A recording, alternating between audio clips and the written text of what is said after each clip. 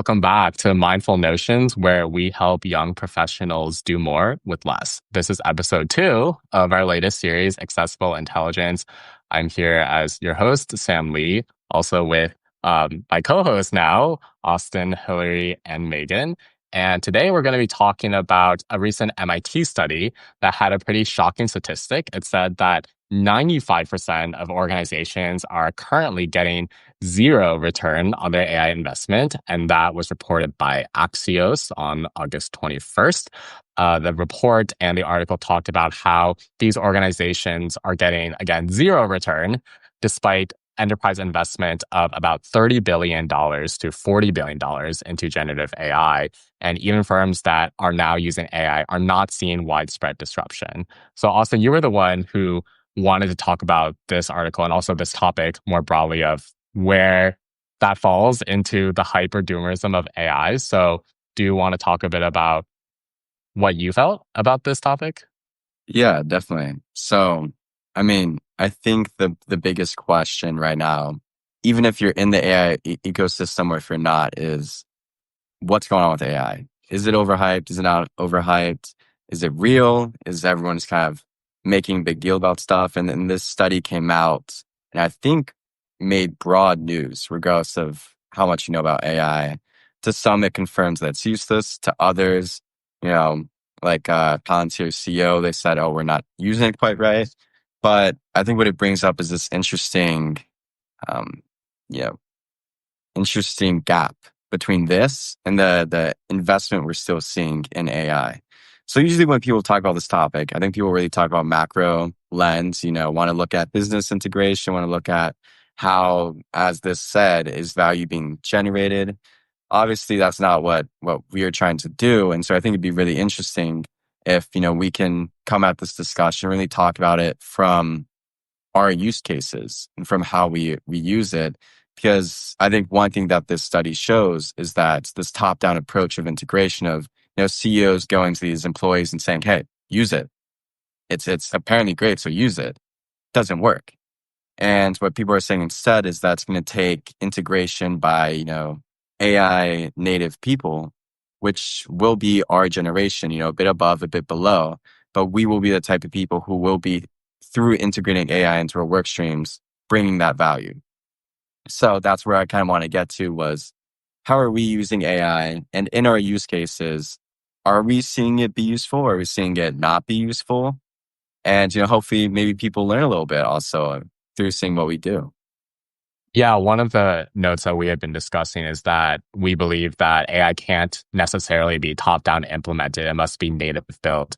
And what we mean by that is, as this native generation of people coming into their own as young professionals, which would include people a few years above and below us, how are we experiencing AI? Like, as you mentioned, there is that expectation, I think, for a lot of young professionals to be able to use it, but in very certain ways. And sometimes it's banned in certain cases as well. So that adds a layer. So I think something that we really wanted to get more into this episode in terms of what recent timeline we want to talk about. Last time, we kind of gave a broad overview of the ChatGPT timeline and our personal uses as well.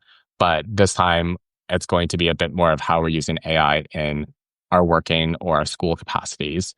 So I actually think it'd be cool to start with a piece that Hillary just put out where she talked about how she's been using, yes, let's all do a little clap for that as well. I want to start there because it's about LSAT and AI, and a lot of young professionals are probably in a similar boat of either thinking about law school or actively applying. So, Hillary, do you want to just kick us off by describing the piece, but also a little bit of how you got to this point of using ChatGPT? Because I think it's safe to say you were not one of the first overzealous early adopters when Model 3 came out in November 22. Yeah. So I released a piece last week that is actually the first of a 2-part series. Essentially what it is, it's documenting one of my first instances of experimentation with AI. And in this particular case, it was using AI within for a very specific learning purpose, which was studying for the LSAT. This first piece focused on using ChatGPT specifically for the purpose of building a schedule, building a study schedule. And what drew me to what led me to this point, as you mentioned, I wasn't necessarily the most enthused about using AI to begin with. I didn't really experiment with AI prior to this. I'd used it a few times just to test it out, to like do some research, basic things. Didn't necessarily have the most positive experience. Wasn't very happy with this work product. Can you But this actually say a time bit more around, about that first? Like, what weren't you happy about? yeah, I like always go back to this moment when I was trying to brainstorm for my thesis, and I just remember brainstorming with ChatGPT. And it brought me to this topic of transnationalism. And I was like, I'll write about transnationalism. Great. That sounds like exactly what I'm interested in. It's so intersectional. And, like honestly, props to ChatGPT for giving me like a term that really resonated with me. But the more I dove into it, I was like, this term actually is kind of empty. Like, I do not know what is transnational. Like, I actually wrote to my professors and they were like, like what context are you talking about? Like transnational identities? Like, are you talking about like they brought up like soccer players who are playing like in multiple countries? Oh Are you my talking God. about businesses? Are you talking about networks? I was like, maybe all of the above. So basically, essentially, the reason why it was a somewhat negative experience was because I felt almost like pigeonholed into writing about transnationalism because I was like, well, this was an idea that I co-created with ChatGPT. And I was like, it gave me this great idea. It like seems to resonate. And I think I was inclined to commit to it. But over time I was like, yeah, I need to be able to come up with an idea for my thesis organically, because otherwise it, it's gonna seem fluffy. Like I need to understand what I'm writing about before I go into like jumping into these keywords. And I think what ChatGPT is good at is jumping into the keywords. So that was my somewhat negative, like initial experience with ChatGPT, which replicated on a somewhat continued to be the case. But I relied a little bit less on it in future instances. So this time it was guided by desperation in the sense that I did not do as well as I had wanted on my first LSAT, which was in June.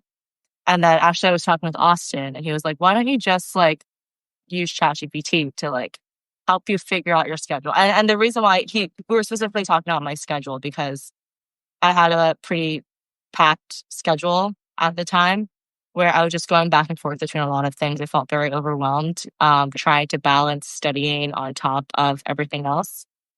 And I was like, whatever, I'll try anything at this point. So I turned to ChatGPT and essentially through what I document in the piece I released last week was I was very pleasantly surprised by the output.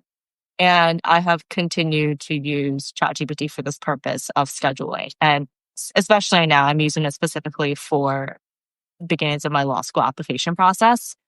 The reason why I think it's so good and why I think it taps into what ChatGPT is really good at is that it's objective in some weird way, right? I'm telling you, here is my availability. Here are my constraints for the day, for the week, whatever. Here are my objectives. Help me spread out these objectives over the week, given the openings in my schedule.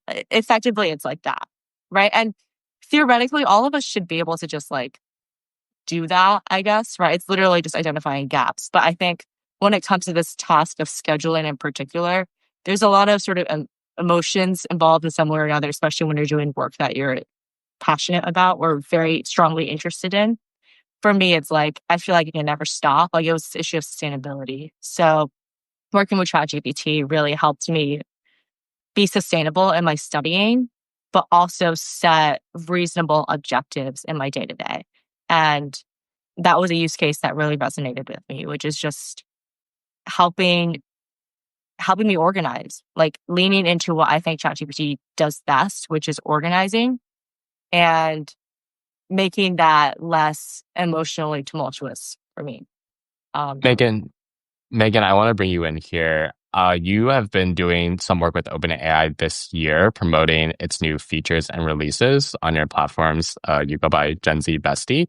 And one of the more recent releases has been Study Mode. This was released by OpenAI on July 29th, 2025. And in that release, OpenAI talks about how we've built Study Mode in ChatGPT to help answer the question of ensuring that ChatGPT is used to support real learning and it's not just offering solutions without helping students make sense of them. I'm curious, based on your interactions with the team, and I know you attended a launch event in the UK when study mode came out, how much of what Hillary just described of using ChatGPT in a productive and learning sense is resonating with what you've heard from the teams at OpenAI? Is that also how they're thinking about it, or are they thinking about it in a pretty different way based on what you're understanding? Yeah, I think what Hillary mentioned very much resonated, what it seems like the goal from the OpenAI education was.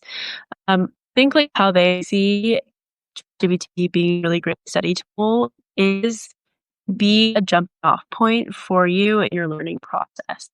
So I think, and I'm also curious to go back to Hillary on this, whether you felt like having ChatGPT give you this term transnationalism, whether it was like that, like a good starting point to go off from that maybe led you to explore different topics or to dive deeper to relevant areas, or whether that kind of video bias something that maybe wasn't great to start off from. That was the question that came up to me when Harry was talking about her students. But I guess from what I heard from the opening IT, the goal with this tool was really just to take feedback from students who said that, they rely on the tool quite a lot and take a lot of output that it gives them at face value, to kind of provide some sort of framework to help students be like, okay, here and out, but how can we continue to challenge the outputs that we're given? And I guess that was their goal with the fact that this feature now only produces more questions, or only help you try to kind of break down topics into more like digestible pieces. And I think that was definitely like a step in the right direction. I've tried it. I think it works kind of well. I think where it doesn't work super well is sometimes it thinks you need more background on the topic than you actually do. I think it's not great at kind of like meeting user where they're at in terms of like what they already know, what background they might already have, because obviously it kind of treats every question the same. So let's say I already know like a little bit about like mitosis. It'll like break it down for me in like steps that are kind of just not what are helpful. So I found it to be an interesting kind of like, I guess, initiative on their part. I think it's still like definitely needs to be still in progress, but was interesting to try. But yeah, I'm curious to go back to Hillary on what her thoughts were on using ChatGPT as kind of like jumping on point, or whether that helps or more detrimental in your experience. Yeah, I could jump in here. I think kind of the context is that, and actually both instances, like both that time when I was using it to come up with transnationalism, the second time when I was using ChatGPT to study for the LSAT, both those situations were really motivated by a lot of anxiety, a lot of stress. And I was reaching that point, like, because I felt very desperate. It was not like my first choice in terms of an outlet. And the reason why I wanted to bring that context in is, I did feel I did feel in many ways glued to the idea of transnationalism. And I think it was related to that emotional aspect as well, in the sense that I was nervous. I was like, I do not have a thesis topic. Like, how do I move forward with this? Like, how do I choose a topic that I feel like resonates with me? And I'm going to spend a whole year like writing this huge paper on, right? Like, how do I choose this? And it was just easy to see ChatGPT as the source of authority, especially because I had been working with it, right? I was telling it, like, here are my interests. And like broadly speaking, and incorporated it, right? It gave me this concept that was very interdisciplinary, drew upon, business and global affairs, broadly speaking, right? But so I guess in that way, I didn't feel like it was a very productive jumping off point for me personally, because it felt to me like I had and maybe it was an expectation thing where I was going into it expecting it would reveal greater insight, but what it really did was it just bridged together the surface level thoughts I had at the time. And for me, that didn't significantly advance my thinking at the time. And I think just to talk about that a little bit more. Sorry, I was out of frame.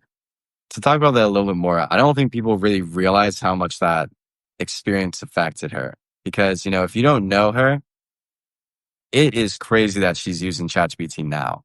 She was the most, despite what she's working on and doing very great and, tackling the question and very intellectually, has not been the most active in using AI products. So, Yeah. first of all, applaud to her for starting to use that. But I think what it really goes to show is how AI is being used.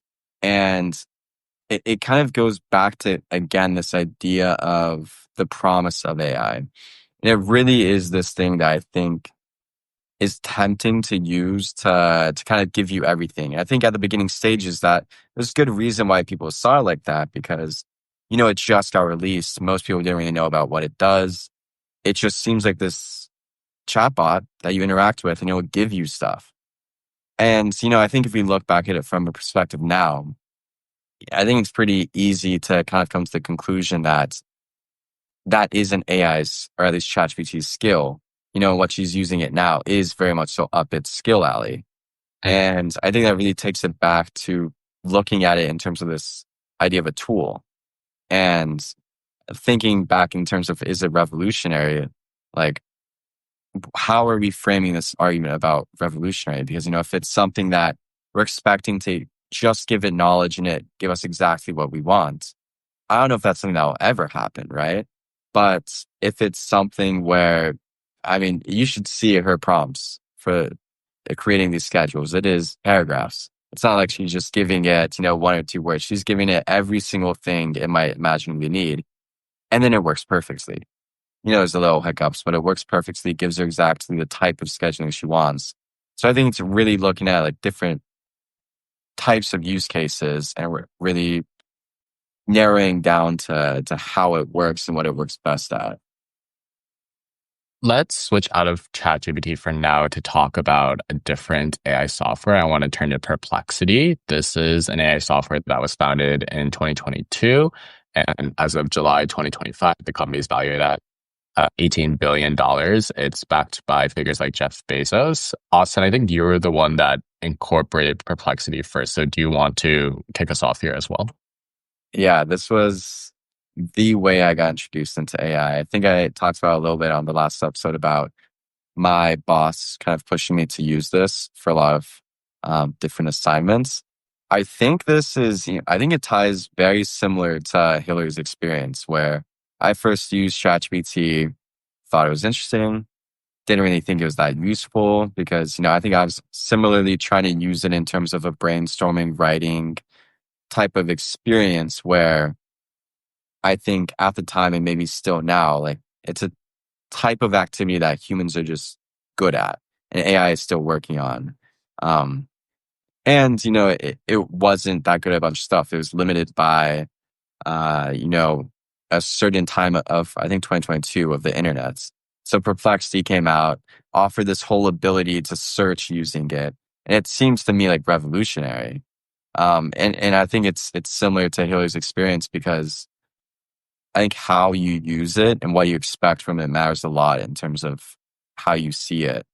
And so this became, I still use it every day, but an amazing tool. And one of the first AI wraps, which is, not an LLM itself, but uses an LLM to kind of market itself. Could you give a bit of context about what you use Perplexity for and like what a wrap is?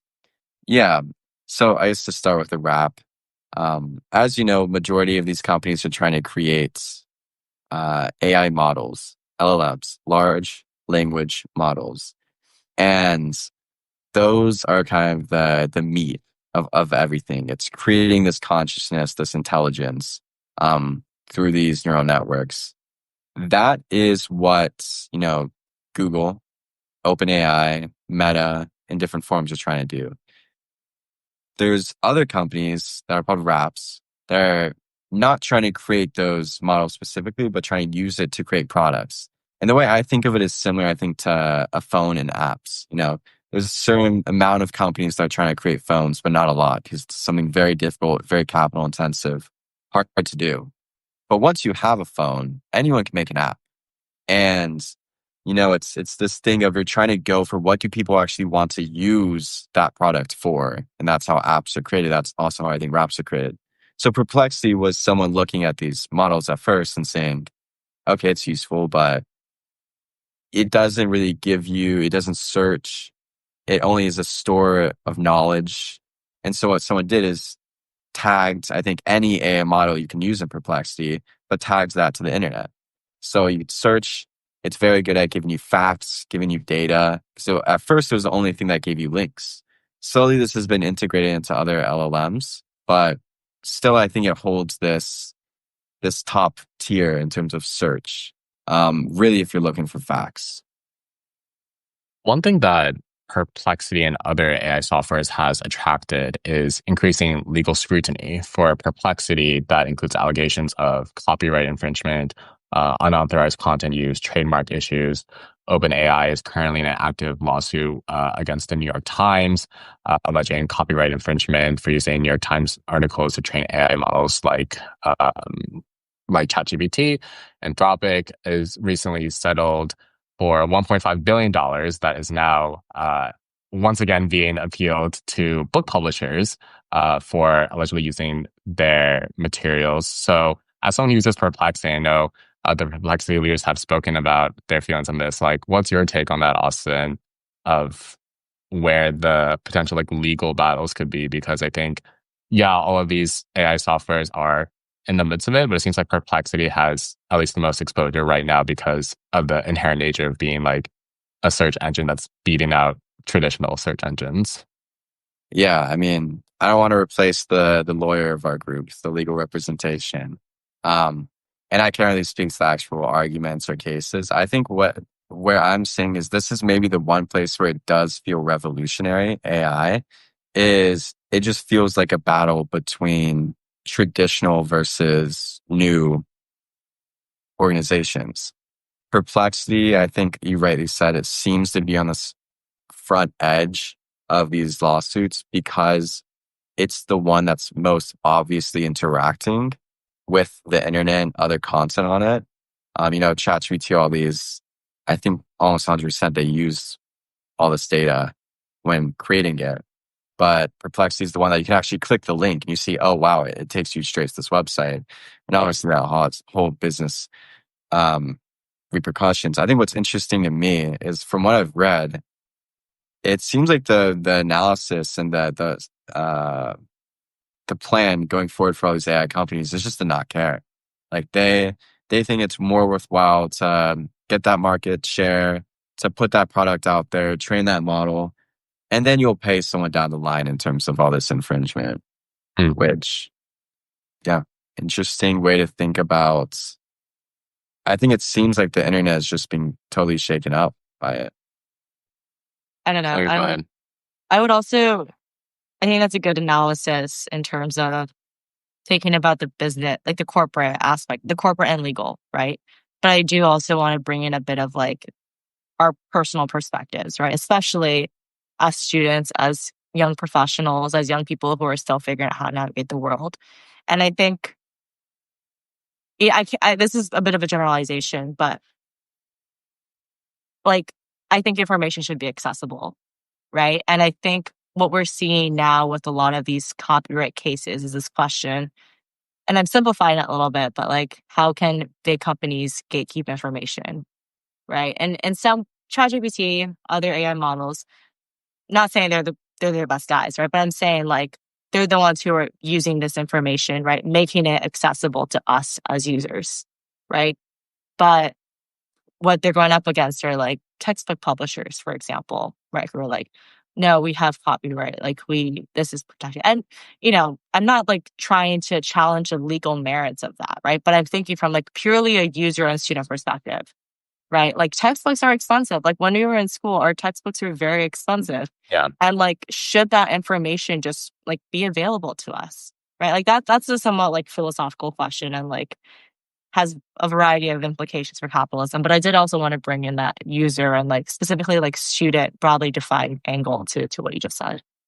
Yeah, I wanted to just quickly say, this is something we've both thought a lot about, because one of the things I use Perplexity and another platform, Google AI Studio, for is to synthesize articles online into kind of one analysis.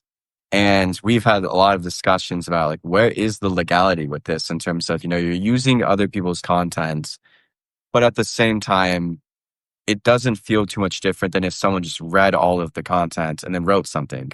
All the difference is instead of a person, you're using artificial intelligence to read, digest all the content and write something.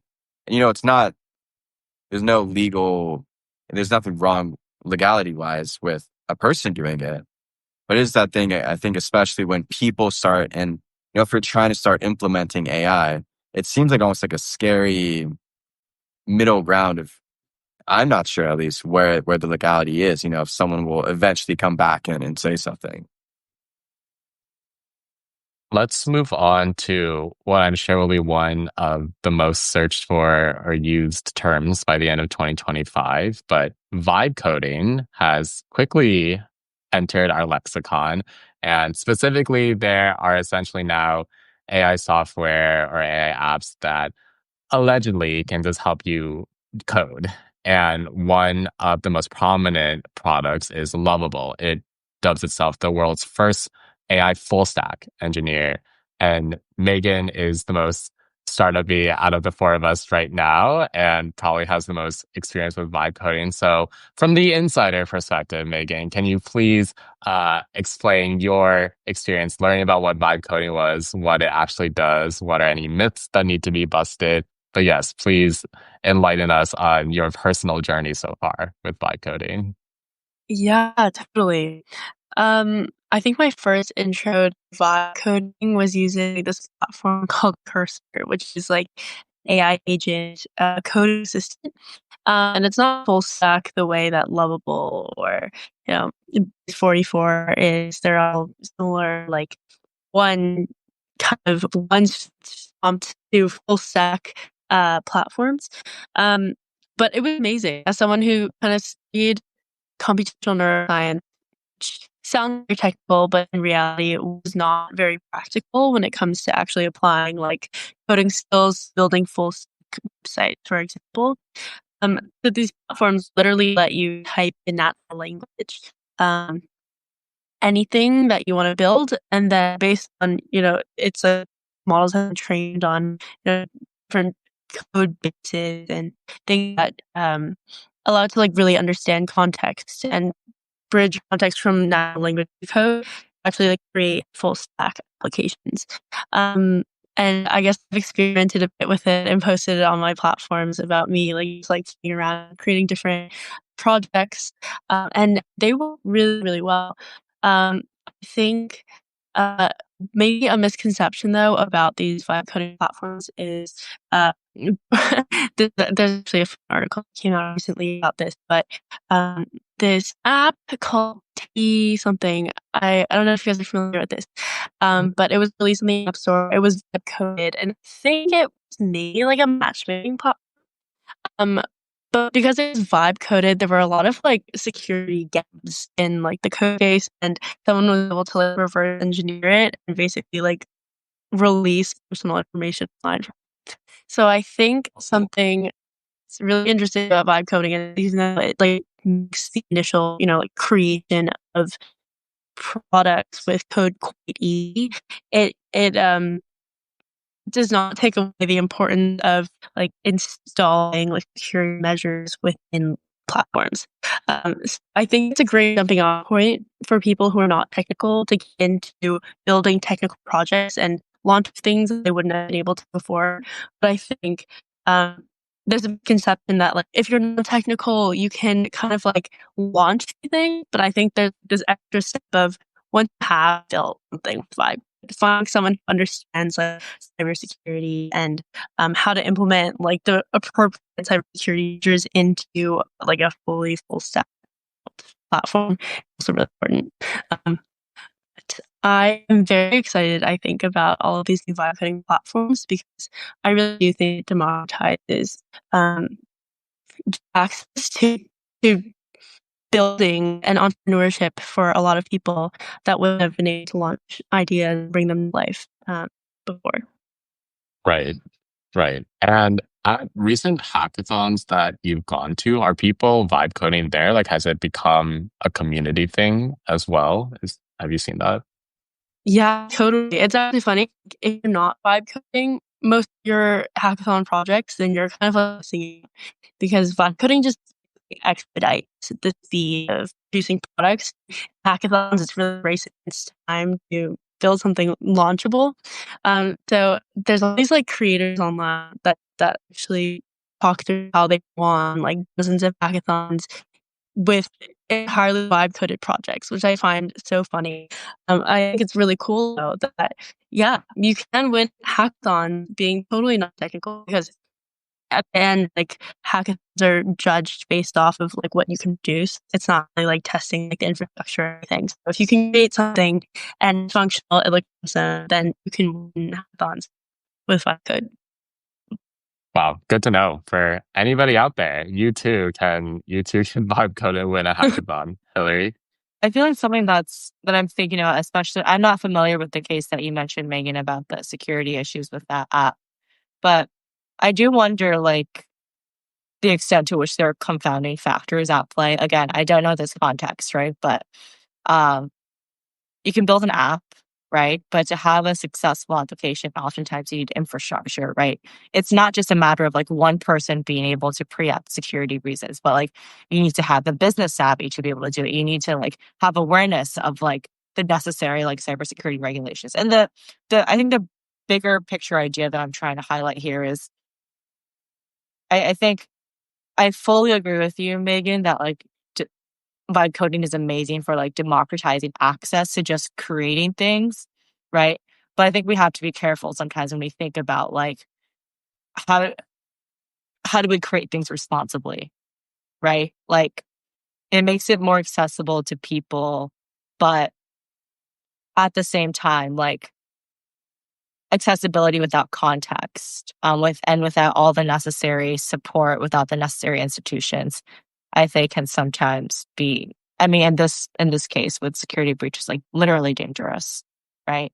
So I guess I'm curious. I would like pose it back onto you, like if you were to sort of interrogate this idea of vibe coding as democratizing force, right? Like it is like I would say a good thing to give people access to just creating things, right? To entrepreneurship, right? But like I guess going on to the opposite side of things, right? Like what are things that people need to be aware of? How do you go about vibe coding successfully? And I hope this doesn't make it too complicated, right? But this is like I think an aspect of this is also the environmental aspect, right? Like using AI sustainably and responsibly as well, and not just doing it to create new things, to create new products, right? But to do things that have a sustainable impact on the world.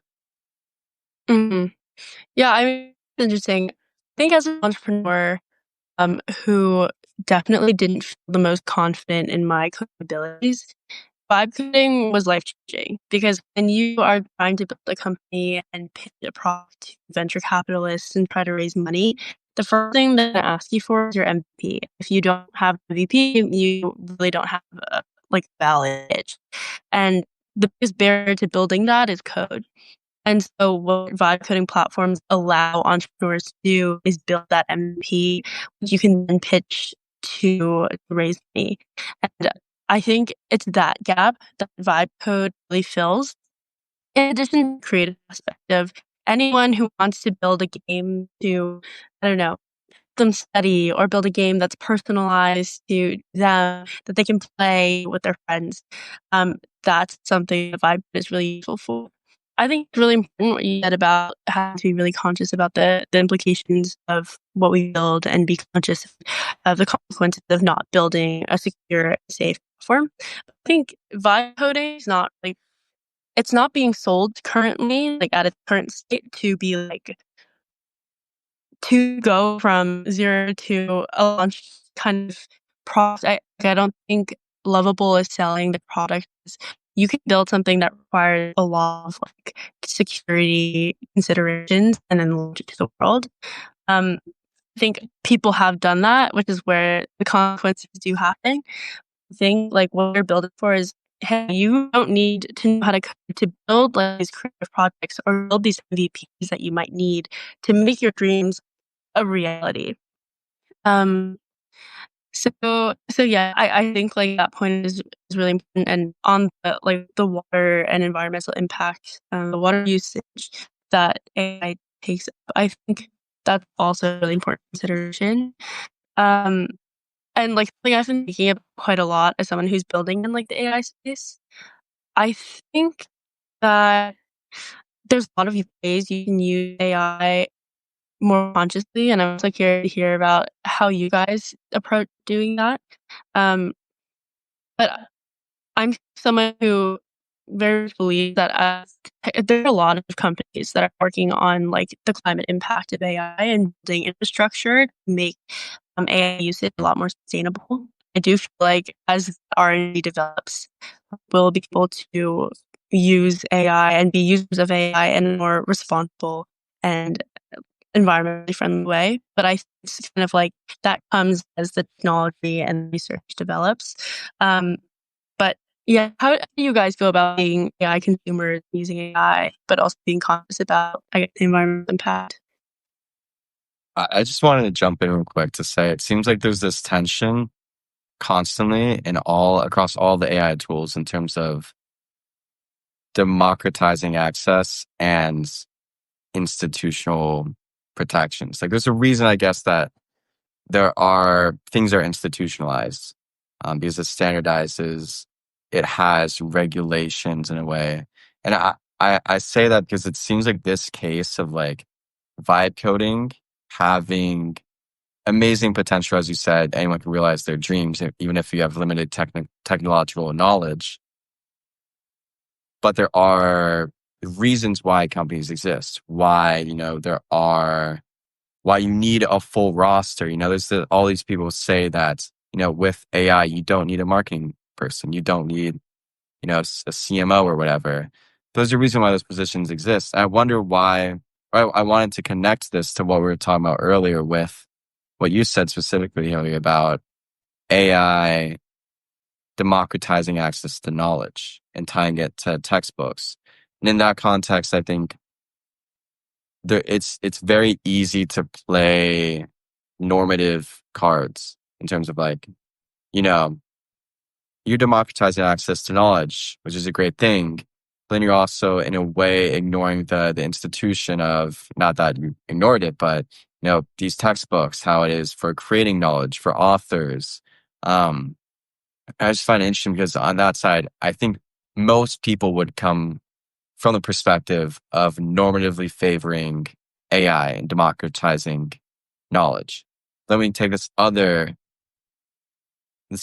case, which is, security and vibe coding. I think also some people would say, oh, well, security is actually very important. And that dissonance between, I think it's the exact same balance or exact same, tension, but appears in different ways and gets taken at different angles, despite kind of being the same tension of how much do we want people to be able to disrupt versus how much do we want, or are we afraid of the risks of disruption? I want to move on to the last part of the conversation that I think will touch on a lot of those points, which is, I think, for as AI friendly the four of us are to varying degrees, something that I've been thinking about this past week is that there is this group of people who are also in our age range that are probably using AI 10 times more than us because they're also probably working a lot more than us. And it stems from this Wall Street Journal article that Austin put in our group chat titled AI Startup Founders Tout a Winning Formula: No booze, no sleep, no fun. It was released this past week. And a quote from one of the founders was, she had quit her junior year at Stanford University. And she said, I've learned a lot more from building companies instead of going to classes, she said, echoing others. Startups require little more than an idea and a laptop dangling the prospect that founders can single-handedly run billion-dollar enterprises. And that gets into the work culture that they go into, like the 996. They're using AI a lot, which of course has environmental implications, responsibility implications. So based on this article, and I think what it's talking about just verbalizes a lot of what we already know among our generation. Where do we think that's heading? Like, what are the implications of this group of people, like, yes, in Silicon Valley, but others that are trying to use AI to, like, I think inherently do a good thing, which is change the world or like try to make as big of an impact as possible. But as young professionals, like probably messing up at certain points, which of course has again like environmental, institutional impacts. Like, what are the implications that come to mind for you guys when we think about this group?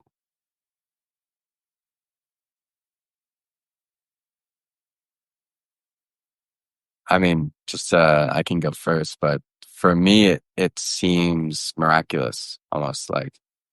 I think one other sentence that stood out to me from that article was once in a lifetime opportunity.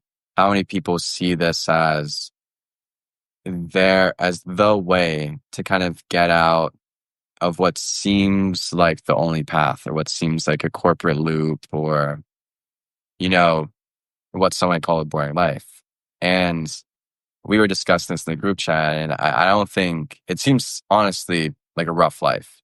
I'm sure you enjoy the grind, but also it's very demanding. I don't think a lot of people would want to do that, but I think it is miraculous that there is almost this idea of like a gold rush moment, a way people can break the loop. And, and I think some definitely focus on impacts and what they're trying to create. But I think from what I've heard and from what I got from the article, a lot of it's just focus on the opportunity. If you don't seize this moment, it's not that the world's going to be destroyed. It's that you're going to not have the opportunity to climb the social ladder, to, live that founder lifestyle where you travel, make a bunch of money, etc. I feel like maybe I'm biased because I am one of those people who kind of chose to go like a more conventional route and just pursue building a startup and also on an AI. And I also happen to know some of the people that were featured in that article. And I think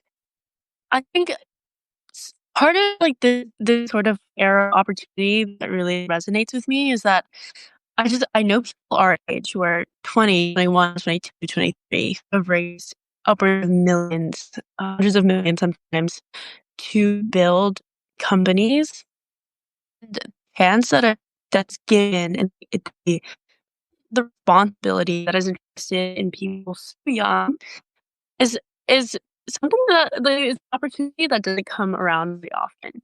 And I think like it happened when .com kind of internet exploded, and then we had Facebook and we had Google.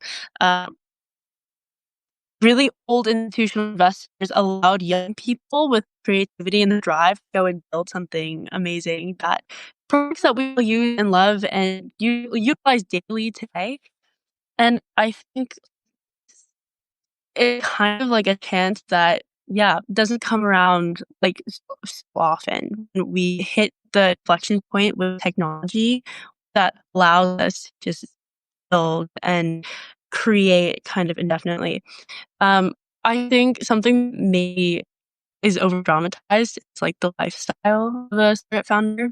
I don't think you necessarily have to work like 12 hours a day, 100 plus hours a week to be a successful founder.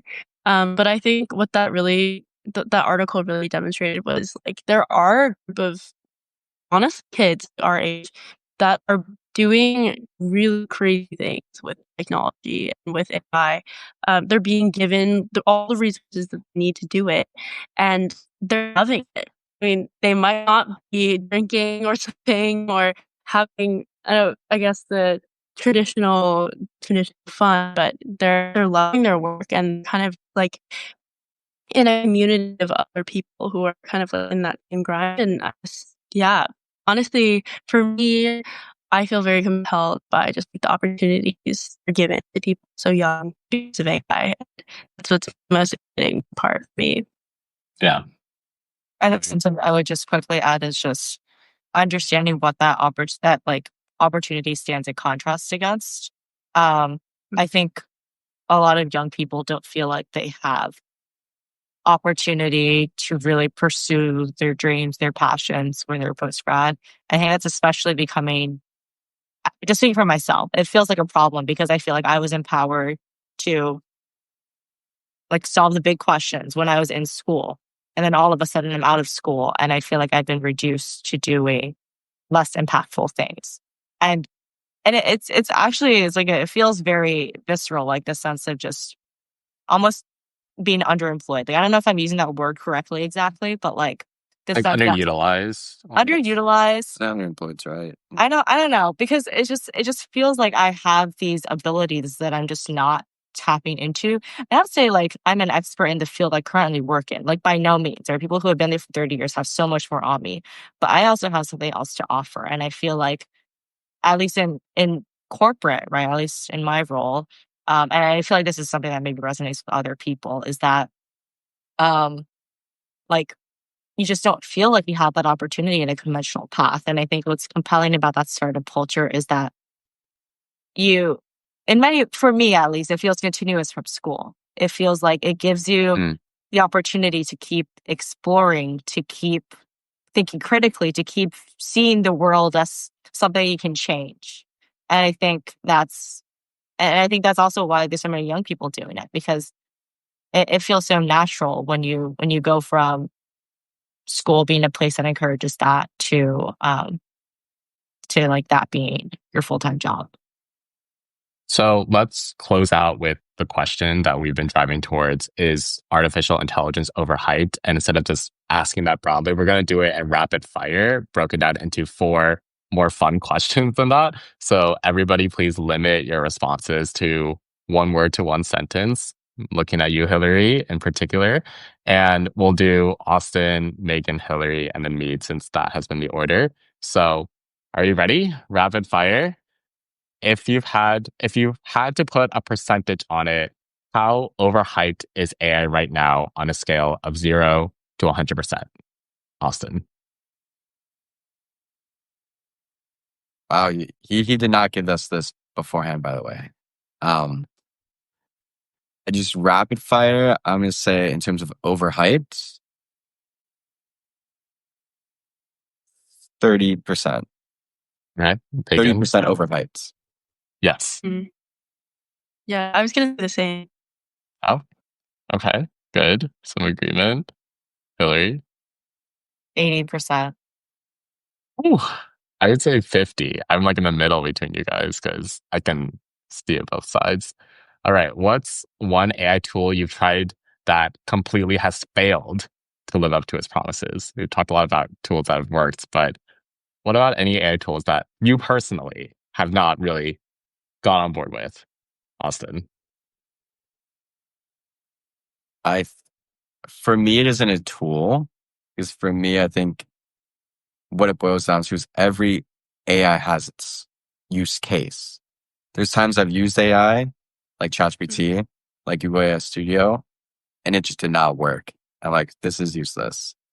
But then, I think it boils more down to like, it's just not good at that function specifically. Hmm. But maybe I just go with ChatGPT because I think everyone goes to that. Fair. Megan? Yeah, mine is use case based also, but they're not very good at taking in a lot of context right now, and I wish they took in more.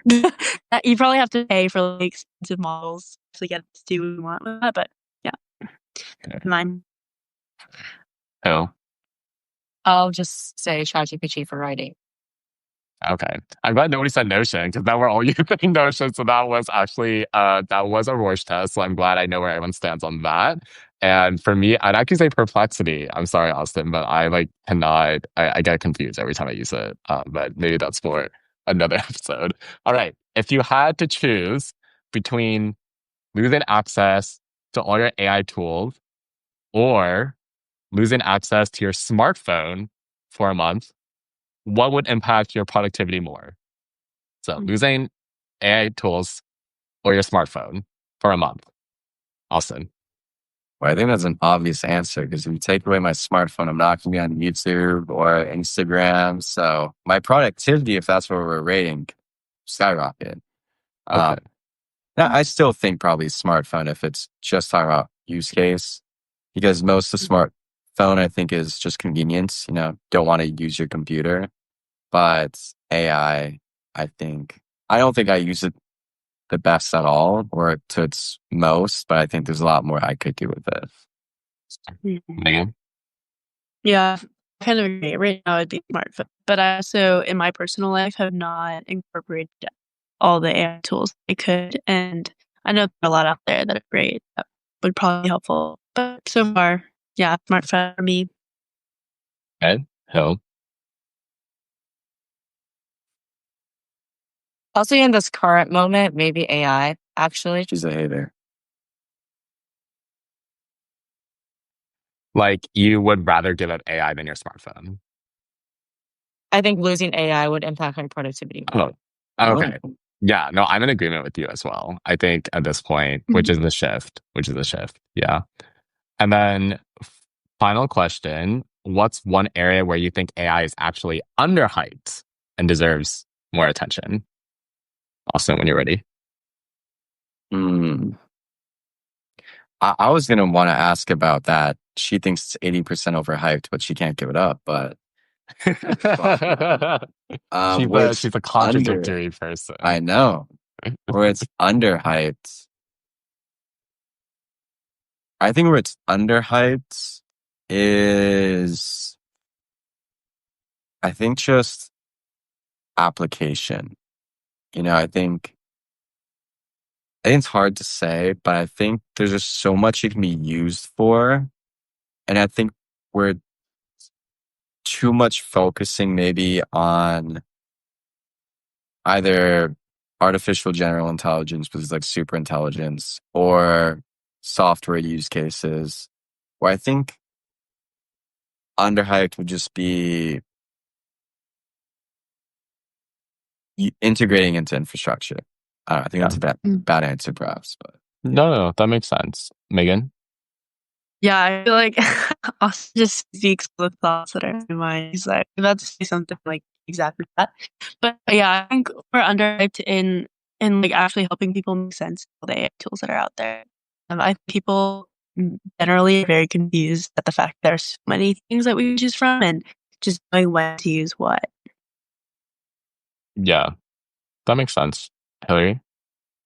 I'll say structure and organization. And I think the reason why it's underhyped, my hypothesis is just that people don't care enough about those things, broadly speaking. But I think that's an area where it could enhance like people's work product. Yeah. I will just say like everything that Notion has been doing with AI, and I'm like the most biased on that one, but I actually think, especially with the Notion conference coming up next week, if you're in DC, October 2nd, we'll be doing a post Make with Notion workshop.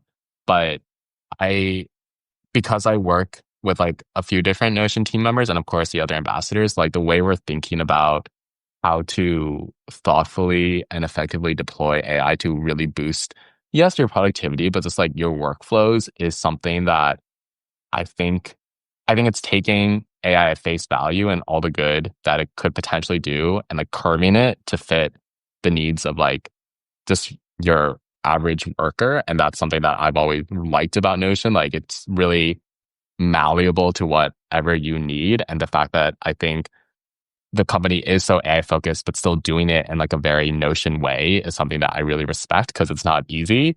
And I think that's why other AI companies like OpenAI use Notion for their workspaces, because AI companies recognize that as well. But yeah, I mean, I will probably be beating that drum for a while that Notion AI is still underhyped, and we have some things coming up that I think will hopefully change that. All right, episode 2 officially done. Thank you guys. This was Mindful Notions, helping young professionals do more with less, with our newest series, Accessible Intelligence. Please, if you are watching or listening on Substack, consider liking this post and also recommending us. It helps us hit new listeners. We are also on all major podcast platforms, including Apple Podcasts, Spotify, and YouTube. Please give us a like there or a rating or review. Again, that helps with just the general feedback cycles and making sure we're actually providing something useful. The next episode will be in 2 Wednesdays. And if you are in London on Saturday, October 18th, we are doing our first live podcast there with me and Magan at the Cheerful Earful podcast. There will be a link in the show description. It will also be recorded and we will upload afterwards. So if you happen to be one of our UK-based fans, please check that out. And until 2 weeks, we will see you then. Thanks, guys. Take care. Bye.